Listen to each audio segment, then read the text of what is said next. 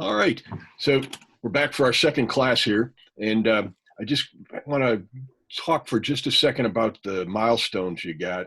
Um, I did move some things around, but homework 27, that's the current resistivity resistance stuff, which is related to worksheet 19 and 20, and I'm going to talk about that in just a second here. Remember, that is due tonight in mastering. Worksheet 21, which was the one from Monday, I'd originally had it scheduled to be due today as well. I shifted that till tomorrow, end of the day, which I meant to be about 5:30 because I want to grade it tomorrow night. Just one thing on the sequencing, if what I'm always trying to do is worksheets 19 and 20 were due yesterday, and then the homework for that hopefully follows within a couple days afterwards. And that way I can see what people aren't getting on the worksheet and talk about it. And there were a couple things that people weren't getting from the worksheet, and I want to make sure that's in place before you go try to do the homework. Some of you are already done with the homework, I noticed, but from others, it's still yet to be done. About 2 or 3 people, I think, still owe me worksheet 19 and 20. You really want to get that in today, okay, as soon as you can, and because you'll be seeing the grades come in. I have office hours scheduled. Normally it's 12:30, and that's just after my quantum mechanics class ends at about 12:20, and then I normally shift right over to office hours. If that's not a great time, shoot me an email or a text and tell me what a better time is. And you can use text. I do have a cell phone which takes them. It actually comes to my iPad as well. There's my phone number, 443, that's supposed to be a 9,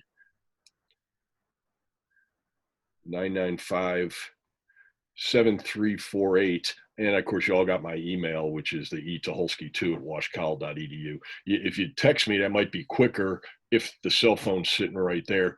You're not in my directory, so you're gonna have to tell me who you are. So identify yourself in any text you send me if you think that might be quicker than an email, and it might be.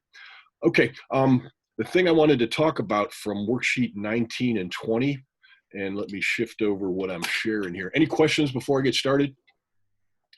All right, so let me stop sharing this and instead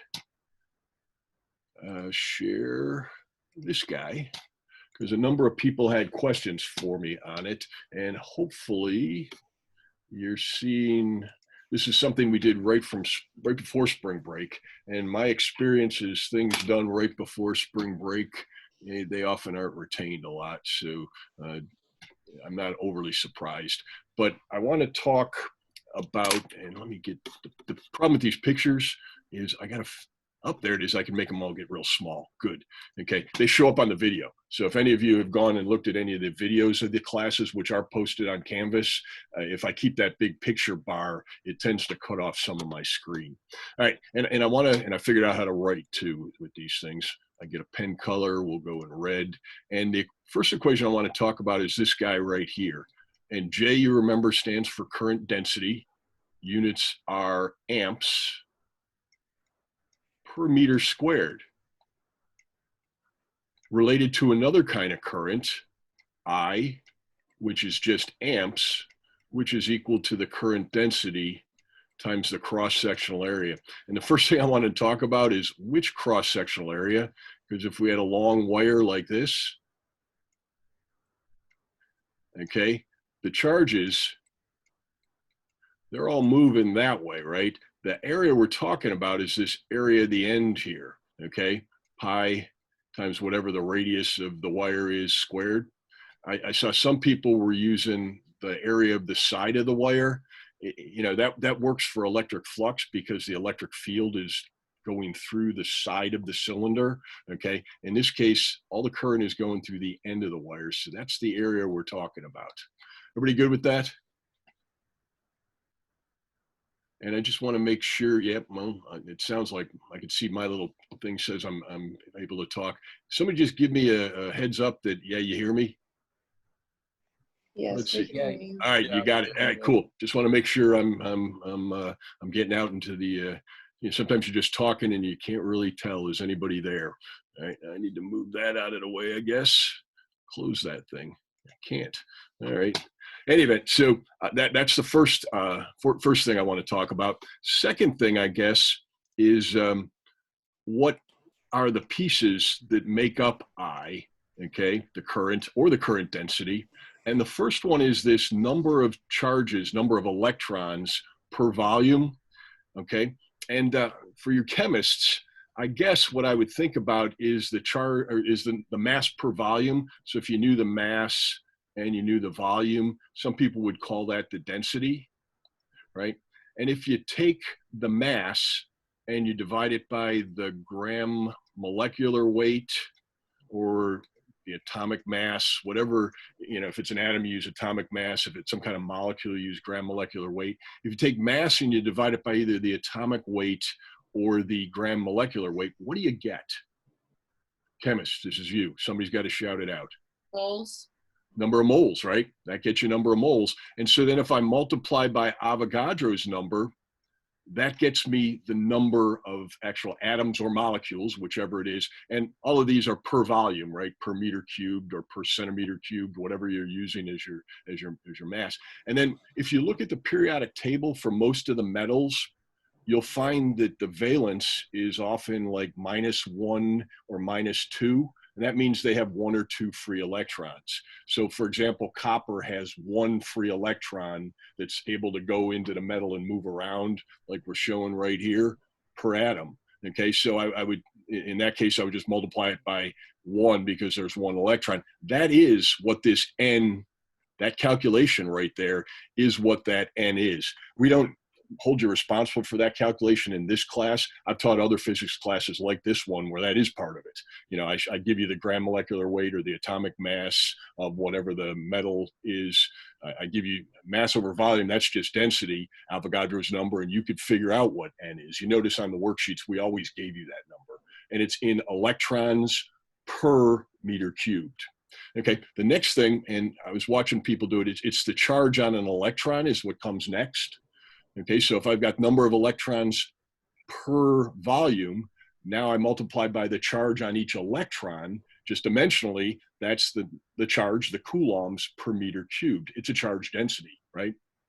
And then the next thing we've got to multiply by, I guess, is the speed of these things, okay, and the cross-sectional area. Because if I've got number, let's see, of electrons per volume, and then I have the coulombs per electron. I said that's coulombs per meter cubed, right?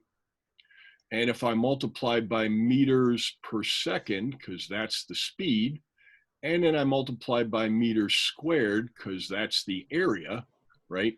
Well, let's see, that all cancel. And so volume doesn't matter here. And I'm left with coulombs per second. And hopefully you recognize that a coulomb per second is an amp, and that's the current. All right, everybody good with that? And so if I just divide away the area, and so I've got current per meter squared, that's current density J. And that's what I want to talk about here first. So this guy right here, okay? And hopefully you've seen what all these terms are. And I watch people putting in some interesting things for E and N. Generally, it's going to be given. And E, by the way, the charge on an electron, if you don't remember, and I don't know why you would, 1.6 times 10 to minus 19th coulombs. It's in the front cover of your textbook, okay? And you can Google it. You'll always get that same number, okay? Any event, so what we said was that's how I can calculate, and then I think on worksheet 19, we made you calculate the drift velocity, right? And so I watched that calculation, and some people, you got it, you got the units right and everything, and other people not so much. And then the next thing we went on to, and a couple of people had questions about this in office hours, and that was, okay, how do I get this, this thing called the time between collisions, which is related to this. And this was a model developed, I guess probably late 1800s by a guy named Drude. And it's actually kind of wrong, but it gets you close. And again, we went over this right before spring break. And if you think about this electron right here that has to get through, maybe this is some metal, I should make it come through the other direction. It's got to get through there. It's going to bounce around, hitting all these atoms that are in the base metal. that extra, what I call the valence electron. Chemists correct me if I'm wrong on using that name. But there's an electron. It has to get through this stuff, so it's bouncing all over the place in the presence of an electric field that causes it to have some drift velocity right there. Okay, well, how big is that drift velocity? Start with, oddly enough, Newton's law that says the force mass times the acceleration is just equal to the charge, which is the charge on that electron. I could write it as E times the strength of the electric field. And the charge I'm talking about is the charge, of course, on the electron. Okay, so Newton's second law. And then all I did here is I solved for the acceleration, which is Q times E over the mass of the electron.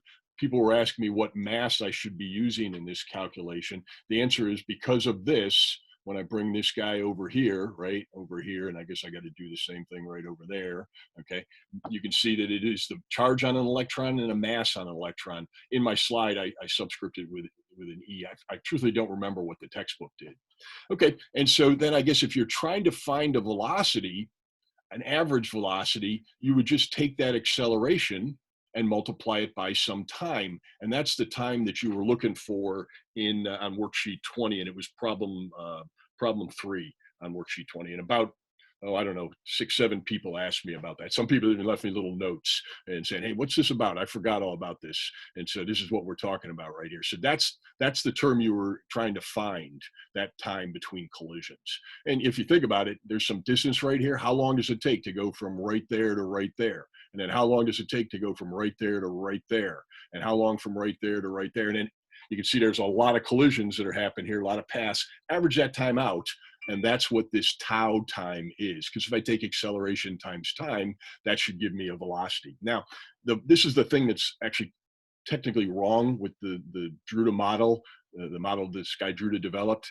That would be the velocity right before the last collision, right? And in fact, we're going to maintain that's the average value of the velocity somewhere in between. Some people will argue that's off by a factor of 2. The average velocity would be halfway between when it collides to when it finally collides again. The average velocity would be right there, halfway in between, or halfway in between.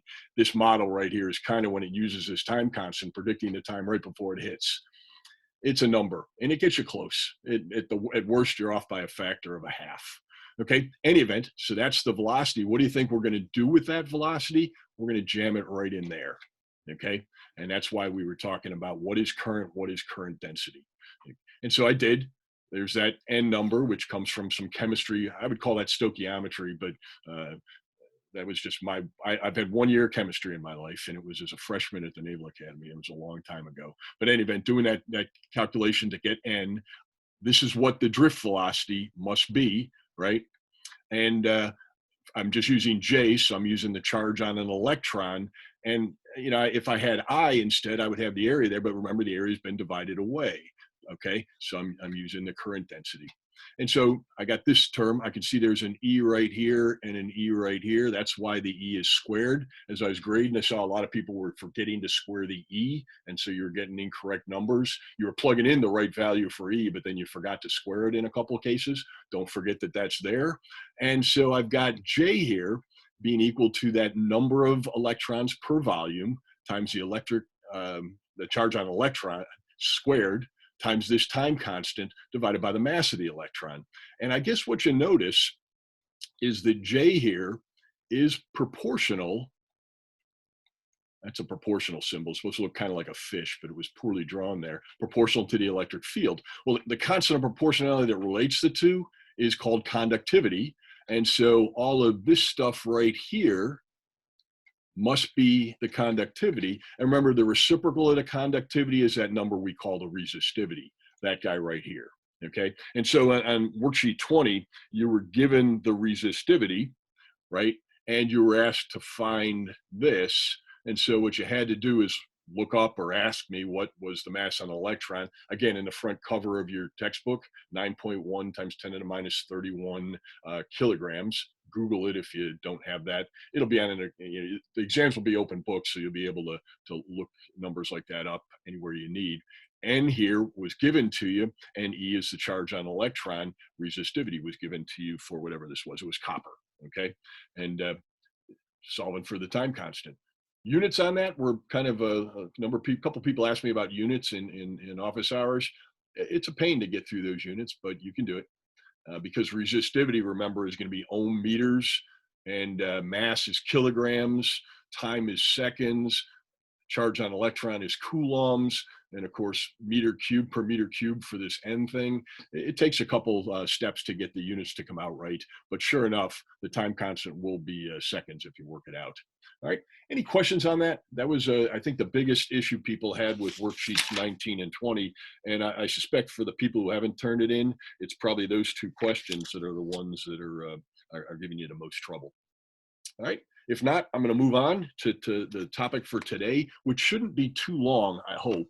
Let me stop sharing this, stop the share, and then I want to share with you, where am I? It's up at the top. Come on, up there it is, it's at the bottom. This is one thing, it just drives me nuts. It moves it from top to bottom on me, and where the share command is, and it just drives me nuts because it does that. All right, let's close this up real quick. Escape out of that. No, escape. No, discard those. Come on. All right, good. And then I can go to Kirchhoff's rules, and I'll share that with you, because that's what we were talking about last time. And remember, Kirchhoff's rules, there were two of them. One comes from conservation of charge.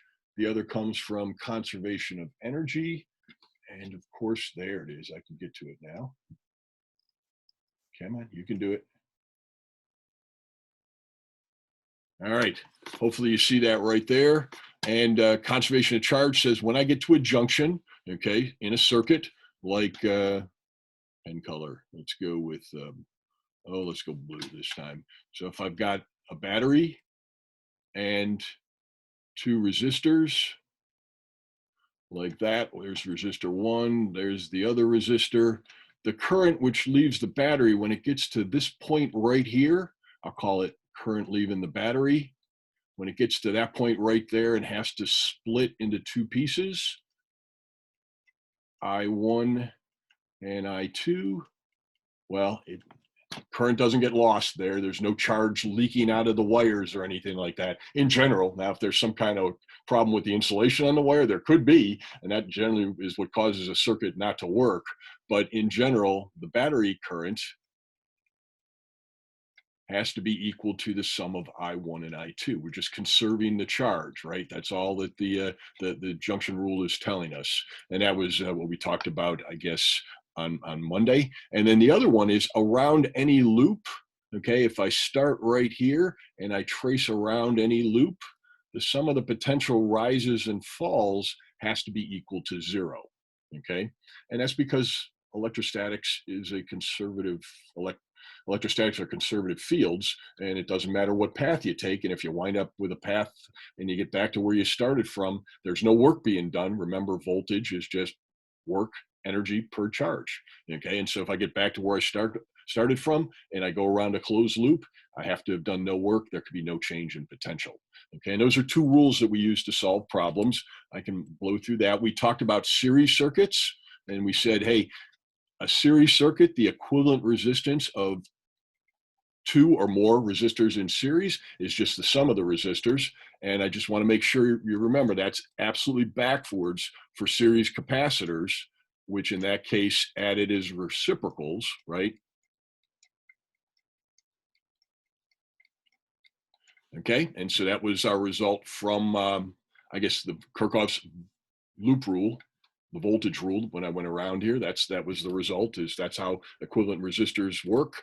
And of course, in a parallel circuit, we applied the junction rule, and we found out that that's how I can find an equivalent resistance to replace those. And I just want to contrast that with the equivalent resistance for capacitors in parallel is just C1 plus C2 plus C3. So the two rules are absolutely backwards, right? And you should recognize that. A couple of thoughts on solving problems, okay? Remember, if you're going around a circuit, and I'll draw that circuit I had up a second ago, and you're tracing a loop, and that's mostly what we're talking about here, the very first thing you have to do is you have to declare current directions.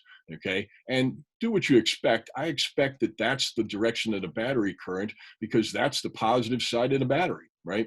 And then I have to decide here in this resistor, there's current 1, and I'll even call it, that's resistor 1, just to be consistent, I guess. There's current 2, and I suspect it's going to go that way, so draw it that way. If you're wrong, it'll just turn out to be negative when you're done with the problem, and that's resistor 2.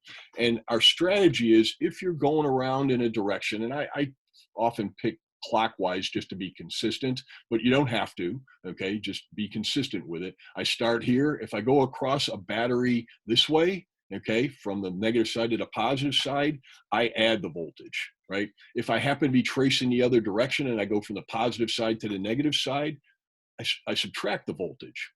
If I trace a resistor, okay, I'm going around clockwise, I go from this side to this side, that's a voltage drop. The voltage has to go down, just like water goes from a high potential energy to a low potential energy. That's how it flows. So does charge. And so that is a potential drop. On the other hand, if I happen to be going in the face of the current as I'm tracing, if I was tracing around the other way and I trace a resistor in the direction, so the opposite the way the current is flowing, that's a rise. I'm going from the negative side to the positive side. So I have a potential rise.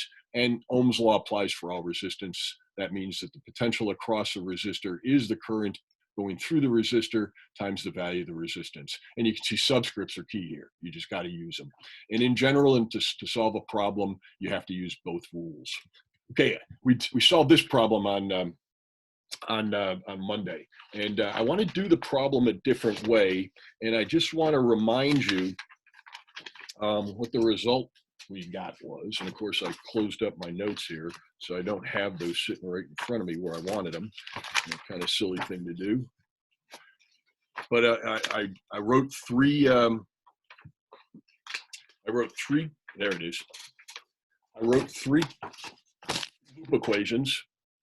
And then I realized, I think I showed you that only 2 of the 3 were unique. The other were a combination. And then I did a junction right here. And just to be clear, I think I called this current 1 because it was resistor 1.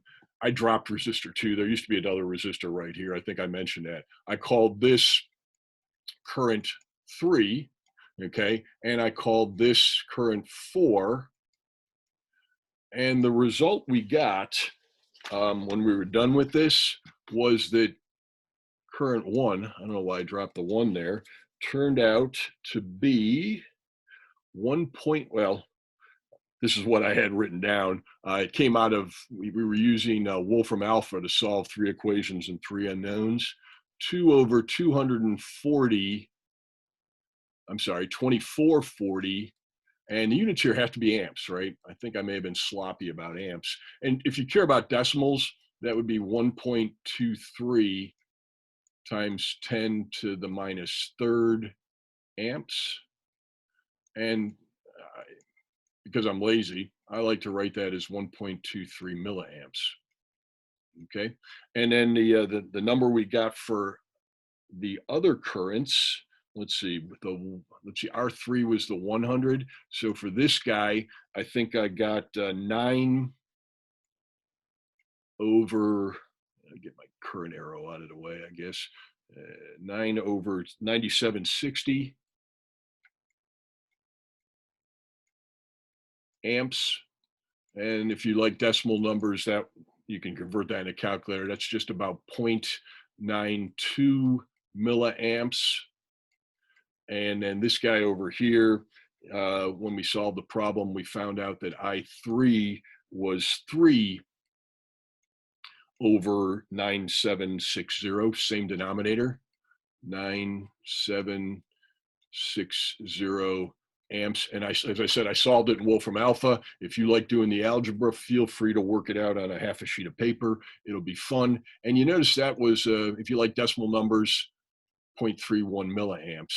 And I don't know if I made this point, but it has to work out when you're done getting a problem's numbers. Look at that and add them together. You can just see 0.9 and 0.3. is about 1.2. Yeah, so sure enough, it is 1.23 milliamps. The sum of I3 and I4 here is equal to I1. And that has to be, otherwise you've made a mistake. All right, so that's just a review of what the problem we did the other day. I want to work this problem in a different fashion right now. I want to do it using equivalent resistances and equivalent both for the parallel and the series combination, okay, just like we did for the capacitor problems. So I'm going to stop sharing it here, and I'm going to share instead with you my iPad, and let's see, I got to do the screen mirroring trick, screen mirroring, yeah, go away, and hopefully you're seeing my my tablet right now. And again, let's just redraw the circuit so we don't forget what we got. It's a 3-volt battery, okay, and I have a resistor right here which I called R1. It was 1690 ohms, and then I have two more resistors right here. One was 1000 ohms, which I called R3, I guess. And so I called that I3, and then I had another, there should be an equal sign right there, another resistor, R4, which was 3000 ohms. And I guess I4 is what we'll call that guy. And we'll call this I3, and we'll call this, come on, take the arrowhead, there we go, I1. All right, and so I'm hoping you can see right away, the first thing to do is to redraw this circuit with the 1690 ohm resistor, and then one resistance that replaces R3 and R4. 3 volts still sitting over here, okay? And so how would I calculate that guy? I think I would go 1 over this resistance right here is equal to 1 over what we called R3 plus 1 over R4. So that's equal to 1 over 1000, I guess, plus 1 over 3000. And again, like capacitors in series, when you do this, just don't add these. When you're done, you got to take the reciprocal. And so when I found this, when I did this out, I got, well, I'm going to show you how you should do this without a calculator. What's the common denominator here? And it's just a pet peeve of mine. That's why we're doing it. Common denominator is 3000, right? So I make that a 3 over 3000, and I add it to 1 over 3000. So that's 4 over 3000. I know that's a little third gradish, but don't let me get me started on how many people can't add fractions, can't get a common denominator. It's just a sad truth. And so you can see 1 over the equivalent resistance is 4 over 3000. And so now you take the reciprocal, 3000 ohms over 4, and you get 750, right? 3000 divided by 2 would be 1500. Divided by 2 again is 750. And if you're doing unit analysis, you don't forget to do that reciprocal at the end, because you can see the ohms are in the wrong place. They're in the denominator. They need to be in the numerator. So don't forget that step. All right, so that's what's going to go right here. I got a 750 ohm resistance, and the 1690 and the 750 ohm, they're in series, so I could combine them one more time. Okay, I can even draw my circuit a little smaller so I could fit it in here. Okay, 3-volt battery still, electromotive force is 3, and then what's the sum of 1690 and 750? Doing that math in my head without a calculator, I think I got 2440 ohms, okay? And I think, let's see, did I do that right? 0, 9 and 5 is 14, regroup the 1, 14, regroup the 1, yep, 2440 ohms is the single resistor that replaces all three, R1, R3, and R4. Okay, I can erase this now since we're done with it. Erase that. erase that, erase that, erase that. And so the point, I guess, is now what is the current that leaves the battery? Okay, well, it looks to me like the current which is leaving the battery is the voltage divided by the resistance, right? Which is 3 volts divided by 2440 ohms. Now, I've switched screens on you. It's too bad I can't show them simultaneously, but that should kind of look familiar. That was the number I was recalling from Monday's class when we solved the problem. That is 1.23 milliamps, right? And so that would be the current that is in both the 1690 ohm resistance, which I guess I called I1. So this is I1. It's also the current which is right here in the 750 ohm resistor, because those two are in series. One of the rules you have to internalize and use and play with in these problems over and over again is elements that are in series have to have the same current, okay? And so the 750 ohm resistor also has 1.23 milliamps going through it. Okay, so what about the current going through the 3000 and the 1000?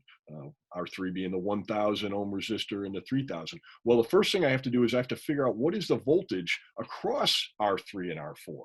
And the only way I can do that, well, there's a couple ways, I guess, but the quickest way is just to take the 750 ohm resistor and say, well, the voltage across the 750 ohm resistor is the current going through the 750 ohm resistor times its resistance. So it's 1.23 milliamps times the resistance, 750 ohms. Okay, do I have that number calculated?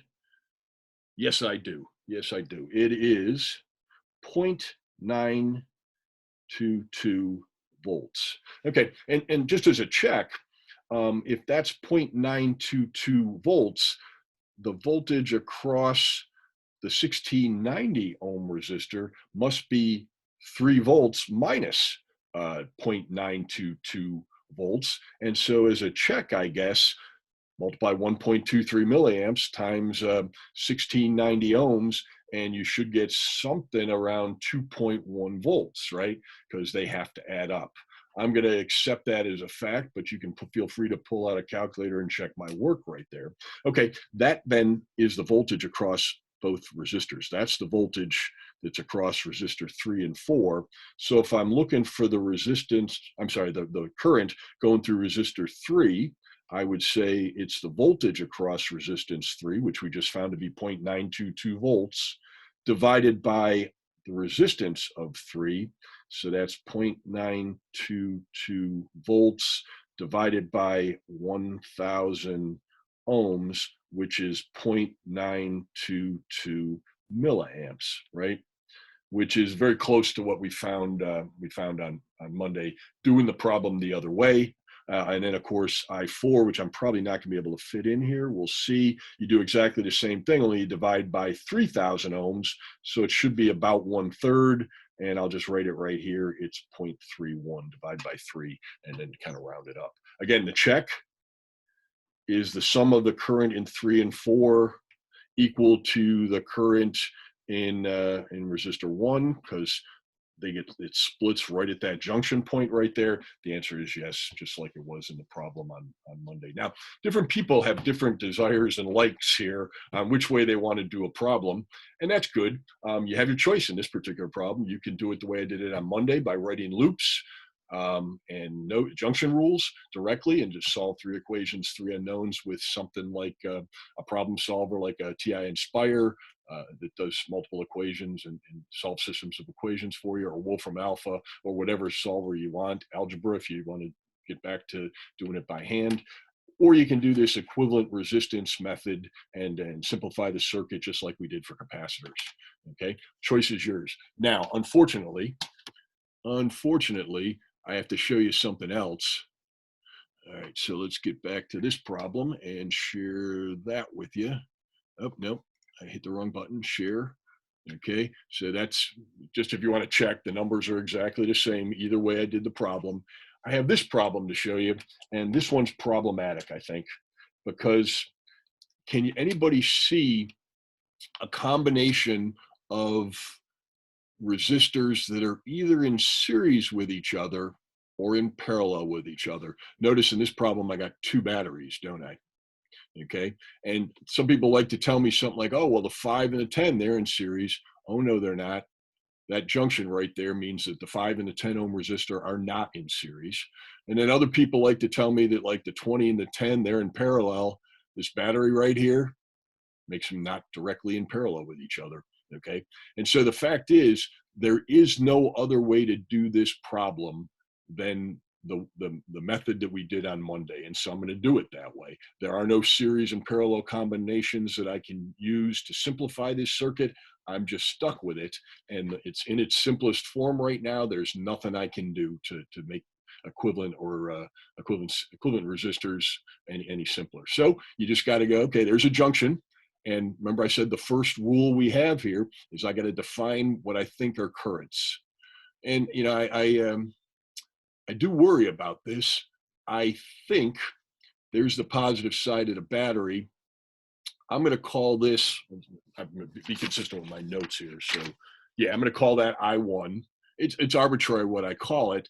And my hope is that because of the positive side of the battery, it's going to make current go that way. Then I'm looking at the 10 ohm resistor right here.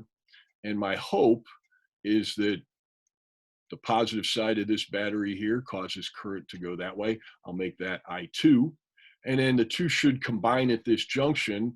And I expect current, and you know what? I'm going to be consistent with my notes here. I'm going to call this I3. I'm going to call the current right here where it combines I2. And it's completely arbitrary what you call them, but I think the first rule here is I1 coming into this junction right up here, plus what I'm calling now I3 has to be equal to I2. And I think that comes from conservation of charge and or conservation of current, I guess. Charge per time is current.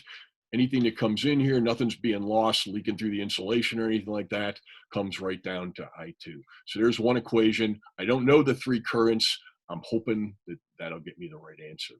Okay, now this next thing we have to do is we have to use Kirchhoff loops. And I think I said I like to trace clockwise if I can. So I'm going to trace around that way. All right. And let's see. I'll start right here because as some of you asked me yesterday, why not make that 0 volts, right?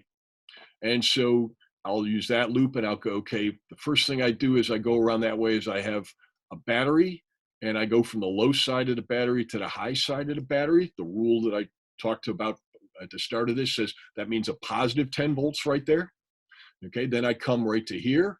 So the potential right there is 10 volts. And this is the high side. This is the low side because current is going in that direction. It's going from left to right. And so this must represent a drop in potential. By how much? By the amount that Ohm's law says. Minus I1 times, let's see, 5 ohms, right? Okay, and then I guess the same thing right here. That's the positive side. That's the negative side. I2 is going downward as I trace in the clockwise direction. That must also represent a drop in voltage. So minus I2 times 20 ohms is the, I need an ohm there, sorry, ohm. And then I'll put the close parentheses. That's the voltage drop right there. And now you notice I'm on a wire, which takes me right back to where I started. So I have gone around a closed loop. And so the sum of those guys must be equal to 0. Okay, can I change pen color here? I'd love to. Why is that there? Go away. Hide. Finder. I have a toolbar down here I'm trying to get rid of because it's getting in my way. All right, maybe not. So I can't change colors because Macintosh is hiding the toolbar I need with another toolbar that it thinks I need. Next thing I'm going to do is I'm going to look at the loop on the other side. Okay, and I'm going to trace it. Just because this is the way I think current's going, I'm going to trace it that way around. Okay, and so let's see. I start right here. And I'm going to go counterclockwise just because it seems logical to do that, to stay with the direction of current. So I stay with one set of rules.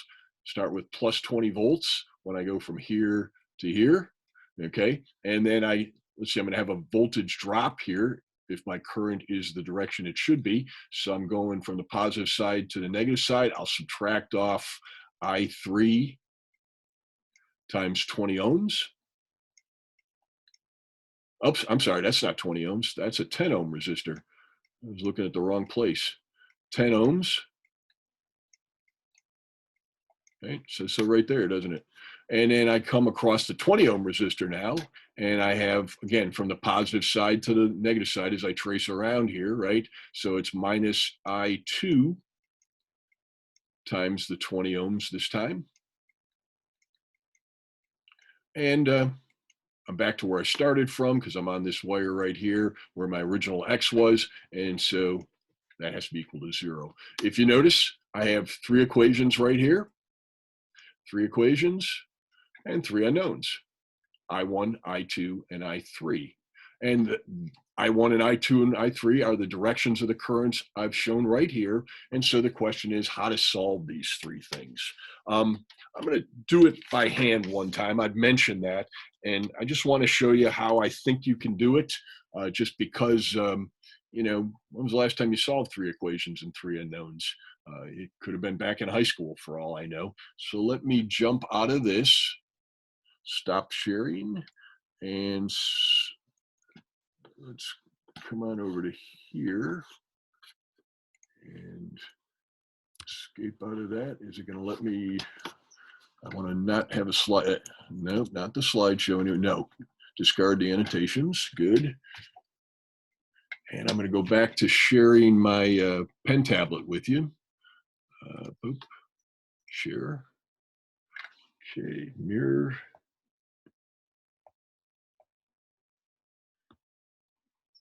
All right, and if you remember right, the 3 equations I think I had were I1 plus I3 was equal to I2.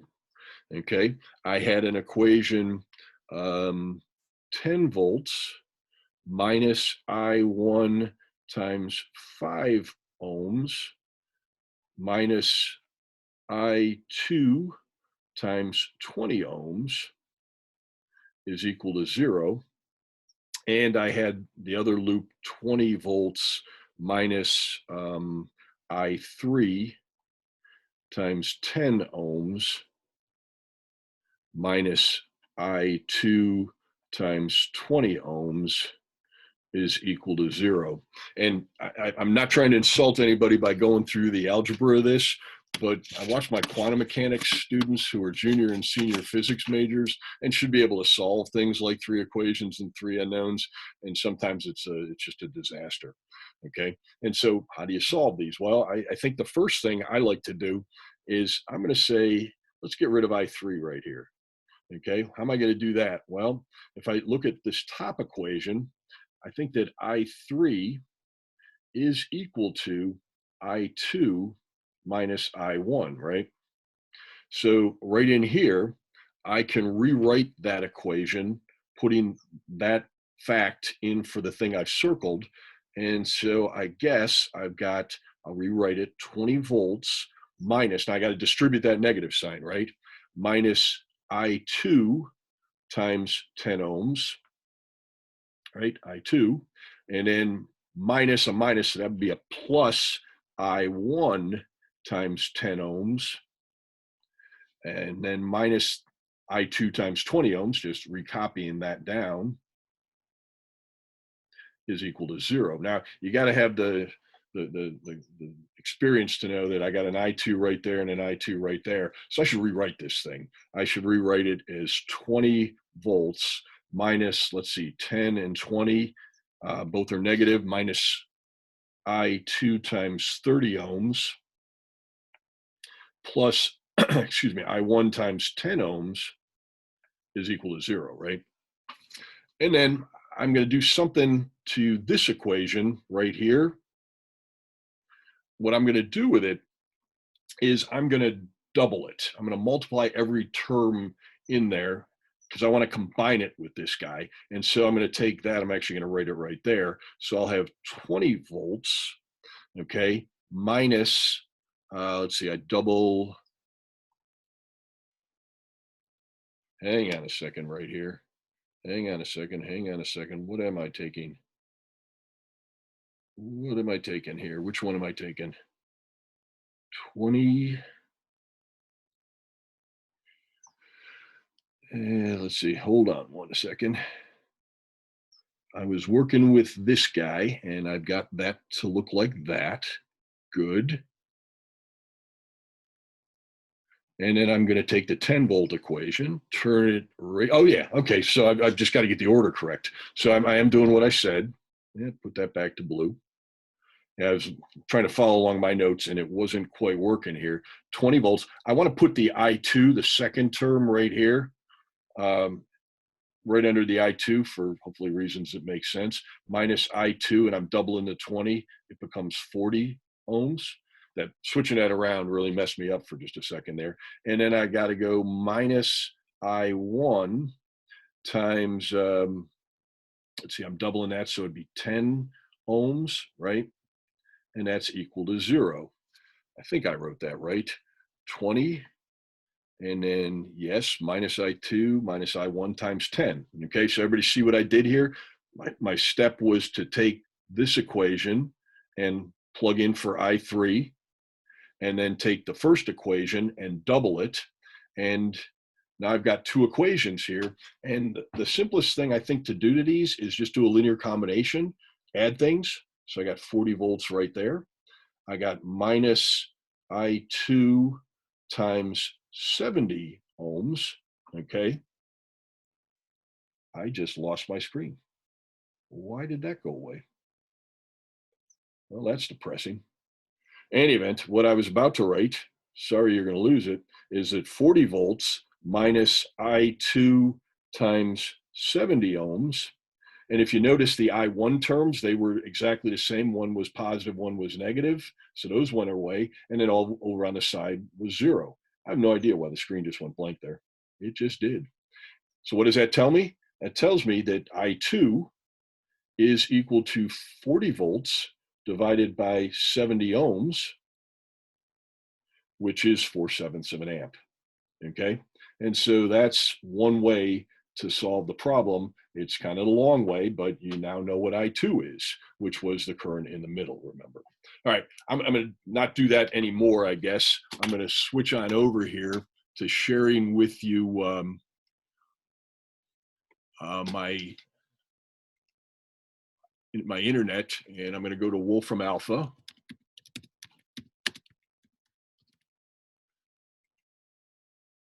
All right, we'll stop. wolframalpha.com, we're there. I'm going to stop the share on that one, and instead I'll share with you Wolfram Alpha right here. So hopefully what you're seeing is Wolfram Alpha. And if you remember right, we were doing algebra.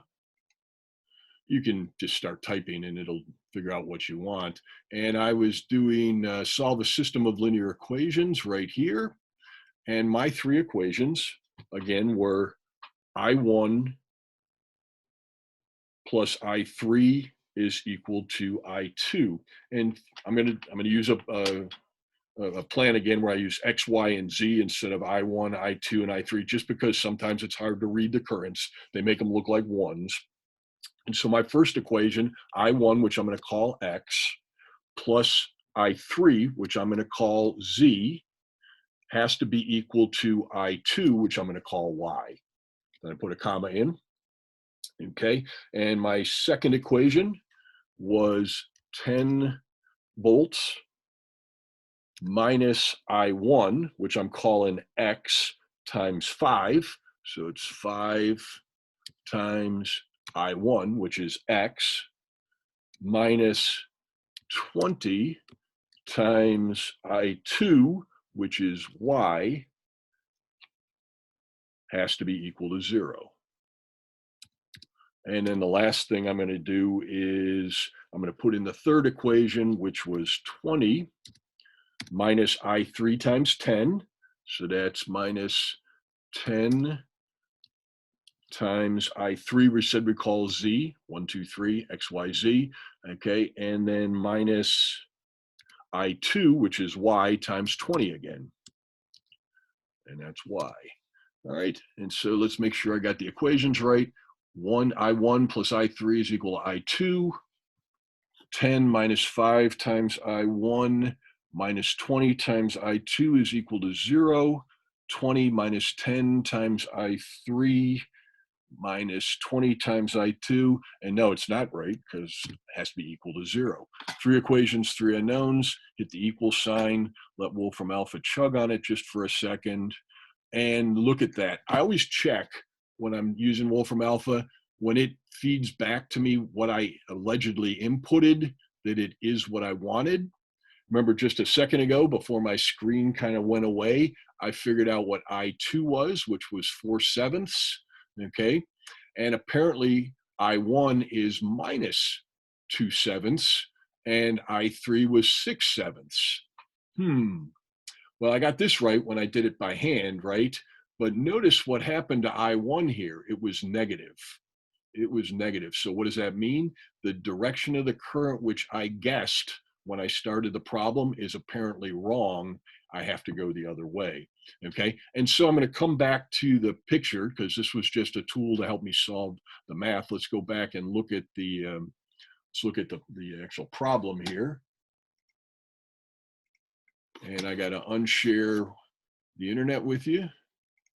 And I've got to share the PowerPoint back with you. And I'm one slide ahead of where I need to be. Nope. Let's get to there, share. And let's go back one slide because this was the problem we were doing. And what Wolfram Alpha just told us was that this current right here, okay, was indeed the 4/7 of an amp that I calculated by hand, okay, because that was what we called I2. But this current right here that I originally drew that way and said was I1, Wolfram Alpha, and you could have done this by hand, says, hey, that's minus 2/7 of an amp. And of course, that really means the current's going the other way. My initial guess was wrong. Who knew? You didn't at the start of the problem. You have no way of knowing that. And then I guess the last thing that Wolfram Alpha spit out to us was that this current right here, which I guess we called I3, it was equal to 6/7 of an amp. Okay, and that's what my recollection of the website is. And just as a check, what did we say? We said that this number right here plus this number right here, the two currents coming into the junction, has to be equal to the current coming out of the junction. So is 6/7 plus a minus 2/7 equal to a 4/7? The answer is yes, it is. So when I plugged the equations into Wolfram Alpha, apparently I got them right. I put them in the right order. I didn't mess up any of the resistances, and it does look like it could possibly be right because the numbers I get at the end can confirm Kirchhoff's junction rule that the current's going in equals the current going out of that junction. Okay, and that's it.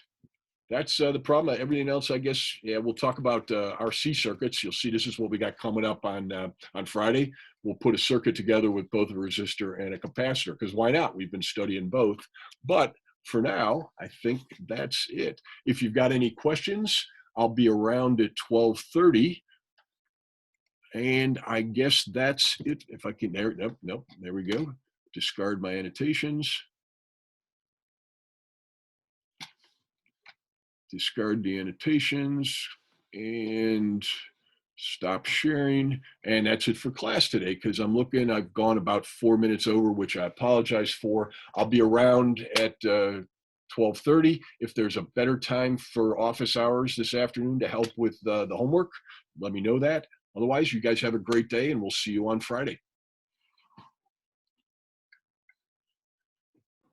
And I can